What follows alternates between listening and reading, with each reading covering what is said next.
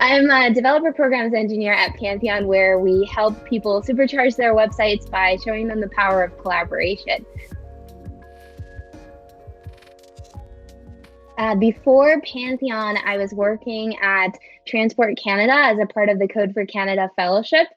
So we got embedded into Transportation Canada, where we were working on a project to help constituents fly their drones safer. Since a very young age, I've been really interested in technology. It definitely didn't seem obvious to me at first, but now that I think back in hindsight, my father and I, we would bring these computers in from the curb. This is like 90s, where people didn't know how to fix their computers, so they would just throw them out and leave them on the curb. And we'd pick them up and we'd bring them to our living room. And my mother hated it because we just had like skeleton computers littered across the apartment. We take them apart, we put them back together, we would talk about technology, we would install software from these like disks. And I must have been like 6 to 9 at the time, but I think it really excited me. And I got to like use the internet at an early age. We had a computer class at school. So I was very excited about things like that. I remember like making my first like CSS style change on a Neopets landing page. And that was like really exciting because I was able to do something with the computer.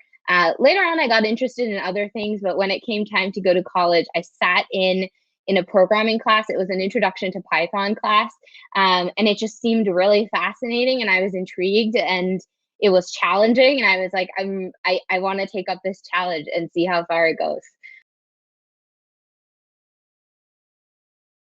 It's a really tough time in tech to be asking about your favorite part. I have a lot of things I don't like right now. But I think what keeps me going is this idea that I can build meaningful tech in a place that has some kind of impact. It may not be right now and it may not be next year, but I have the ability to enact real change. And tech allows me to do that. Although tech isn't the only tool that allows you to do that. I think being a technologist, I have the opportunity to change lives. And growing up in a Pakistani family, you're either a doctor, a lawyer, or an engineer, and like those are all careers that help people and do really like humanitarian things. And so in my own way, because I didn't like medicine, I like to tell my family like, I still change people's lives. It's just not in the way that you would expect. When I was in university, I encountered the idea of civic tech, and that's what got me into the Microsoft Civic Tech Fellowship. Before that, I didn't understand that there was this idea for tech for good. It was mostly like I had this dream about how I was going to be a really cool hacker.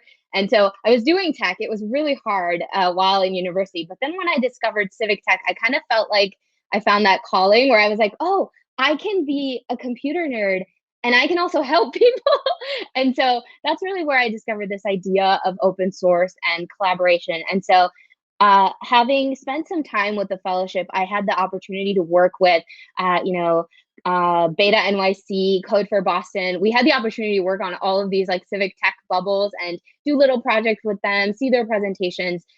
So when I graduated, I was like, that's it. I'm going straight into government. And the reason was that a couple of months before graduation, we went to a hackathon that was hosted by the city of Boston. So it was like a coding for Boston hackathon where the city had presented a couple of different challenges, including one where they had asked us to take their data set of addressing and turn it into like map it to Google Maps addressing because they had a really old packet matching system.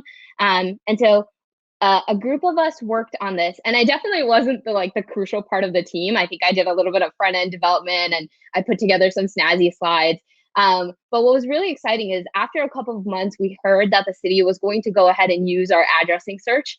And so they sent us this email, and it was really exciting. We got a thank you letter from the mayor of Boston. So a couple of months after that, I'm graduating. I'm like, oh, what should I do? I'm going to graduate. I'm looking for a job. And I was like, you know what? I should reach out to the city of Boston. So I sent this email to the digital team, totally cold email. I was like, hey, remember me? I sent them a picture of the letter. I was like, I built this thing.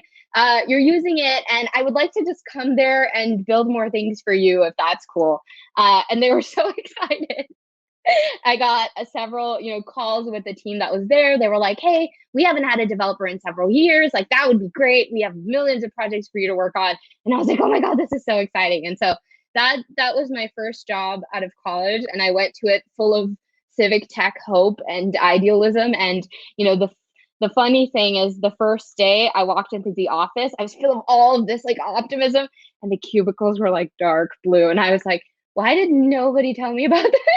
Like nobody warned me about how sad it was going to be to work in a government office, but the work meant so much to me that yeah, I stuck it out for a year and a half.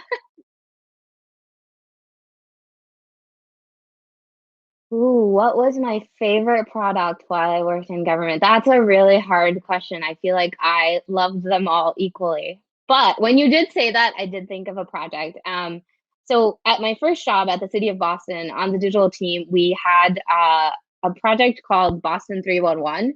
And by no means it was not just a digital team effort, it was like a citywide effort.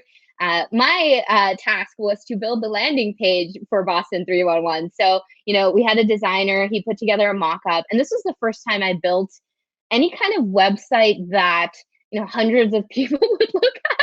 And so, I had done projects in school, but nothing on the scale of like, wow, I'm editing this page live on production on the cityofboston.gov. Wow, this is exhilarating. So I put together the landing page, it went live. There were billboards across the city, and I would sit in the bus, to work, seeing the billboard, and I was like, hee, I built the landing page for that. It was such an exciting source of pride, but it was also, I think back to that feeling, sometimes you get really exhausted and emotionally exhausted in tech. And I think back to Boston 311 sometimes and some other projects like it where I'm like, oh, remember that feeling where you built something that in itself, it was not something that was extraordinary. It's not like an AI or anything like that. It's just a landing page. It was HTML and CSS. But the impact that it had on people, it had all of the links that they needed to, report something. They had all of the information about the program if they didn't know what it was, if they saw a billboard. And I felt really honored and fortunate to be a part of that and to be able to do that, at your first role and to feel that the scale of that impact. I think that really like set me on this path where I was like, the dark cubicles are really hard and government works really slowly, but yeah, this is why I'm here.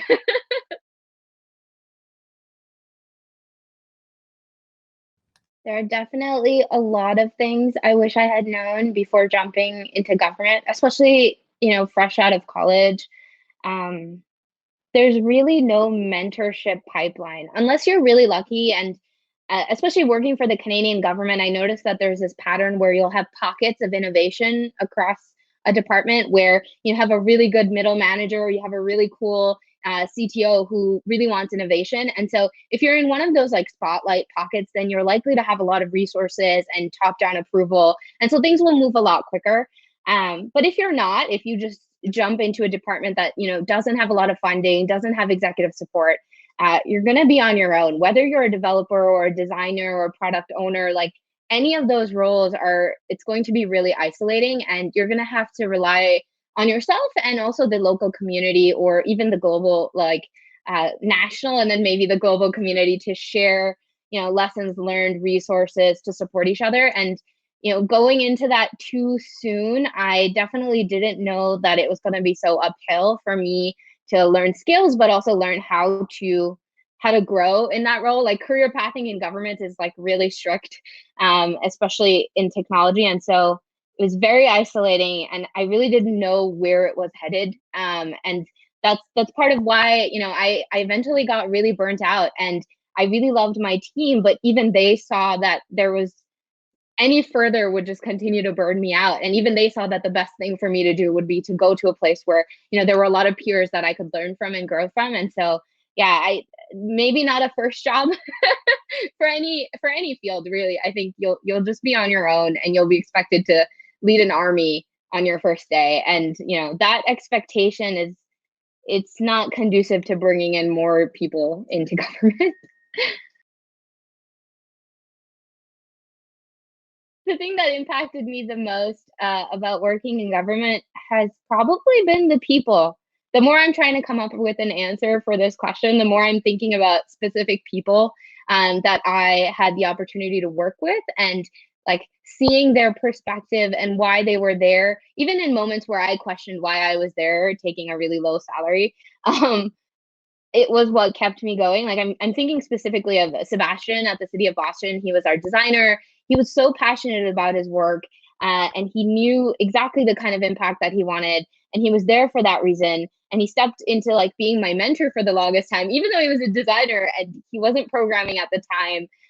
But the like passion that he had and the passion that others on our team had, I saw that at the City of Boston. I saw that in Code for Canada.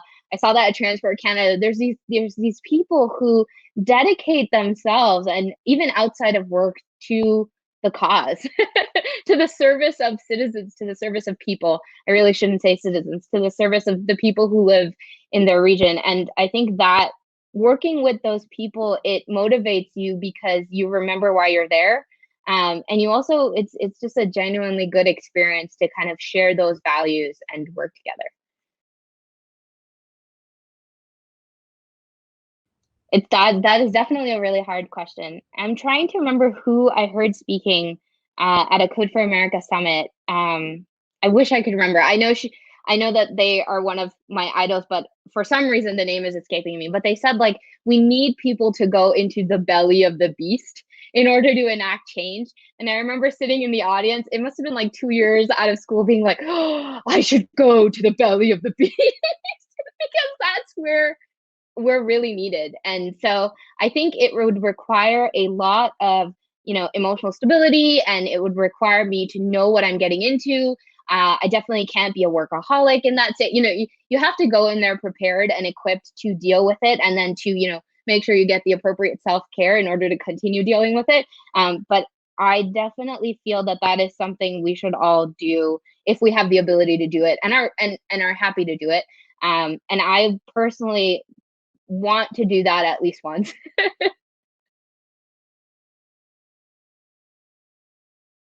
I think it's important for us to have technologists in government because government is something that is accessible for all, right? There's nobody that doesn't have to interact with government services, and therefore those government services should be accessible. They should be easy to use. They should be beautiful, and we can't do that without technologists in government building those services for the people, for all the people that need to use them. It's important for technologists to join government so that they can do something with the skills that they've acquired, that can help people and change lives and be impactful in the world, and also, have fun with it and have an experience that they will remember for most of their lives. My civic tech hero would definitely be Matt Stempek. I don't think he needs any more shout outs though, because I think he gets enough world fame from everyone and everything, and probably has a fan club somewhere on the internet. But he has single-handedly opened a lot of doors for me. And every time I have one of those civic tech existential crises where I'm like, I'm in government, but I'm really stressed out and I don't know what to do, he's like, okay, let's figure it out. And so I know that I can always go to him no matter what chaos I've caused. And he can kind of set me back on my track and help me to figure out what it is that I want to do. And he does it in a way where I do all the thinking and processing, and he just asks really good questions. But I think it all started the year I was in college and I met them, and it continues. I continue to go back to him to figure out, what's next for me and what kinds of things I want to work on. So thanks, Matt.